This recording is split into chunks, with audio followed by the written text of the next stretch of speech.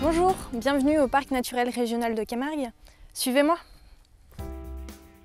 La Camargue est une vaste zone humide située dans le delta du Rhône. Sa formation et son évolution au cours des siècles ont façonné un paysage spécifique caractérisé par l'absence de relief important. En Camargue, les paysages sont sous l'influence permanente de l'eau douce du Rhône, de l'eau salée de la mer Méditerranée, du soleil et du vent. La Camargue est, du point de vue biologique, l'une des régions les plus riches d'Europe occidentale. Elle abrite une faune exceptionnelle. Située dans l'axe migratoire des oiseaux du nord de l'Europe vers l'Afrique, elle constitue pour eux une halte majeure. Elle abrite aussi l'unique lieu de nidification des flamants roses en France. Le territoire du parc naturel régional de Camargue s'étend entre les deux bras du Rhône. Plus de la moitié des espaces naturels bénéficient d'un statut de protection. C'est l'un des espaces les moins peuplés de la région Provence-Alpes-Côte d'Azur. C'est un territoire rural ouvert à l'équilibre fragile et au patrimoine remarquable.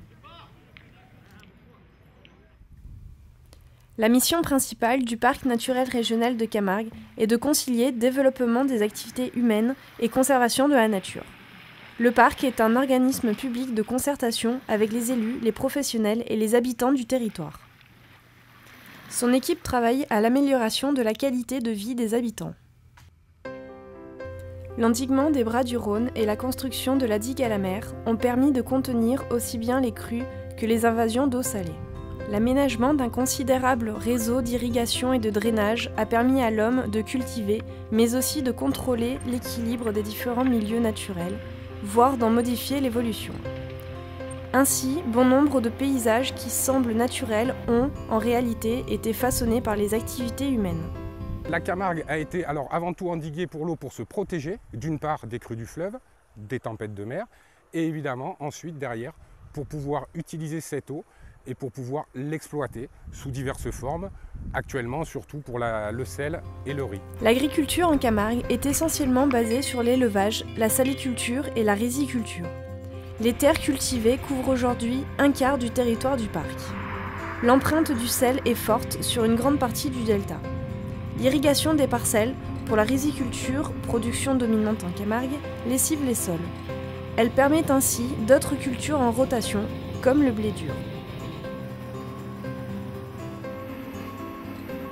Nous espérons toujours conserver cette Camargue dans cet état en trouvant un juste milieu entre nature, agriculture et loisirs, ce qu'on essaie de faire dans nos exploitations. Le cheval Camargue et le taureau Camargue sont des races spécifiques reconnues par des livres généalogiques.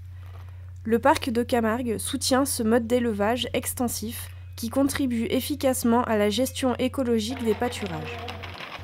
L'élevage a aussi largement participé à construire l'identité de la Camargue, révélant une culture riche de savoir-faire, dont les célèbres jeux taurins, comme la course camarguaise ou, ici à l'image, les abrivades. Destination touristique mythique, la Camargue comporte de nombreux espaces privés ou difficiles d'accès. Ce sont de grandes propriétés agricoles, des pâturages clos, des canaux ou encore des espaces protégés. C'est un environnement fragile qui peut être pénalisé par des flux touristiques non maîtrisés. Le parc a attribué la marque « Parc naturel régional de Camargue » à certains établissements touristiques et à certains producteurs qui respectent les valeurs qu'ils défendent. C'est le cas de quelques centres de tourisme équestre et des élevages de taureaux appelés localement manades, qui accueillent du public. Ces prestataires figurent sur le dépliant « Découvrir le parc » et sur le site internet du parc.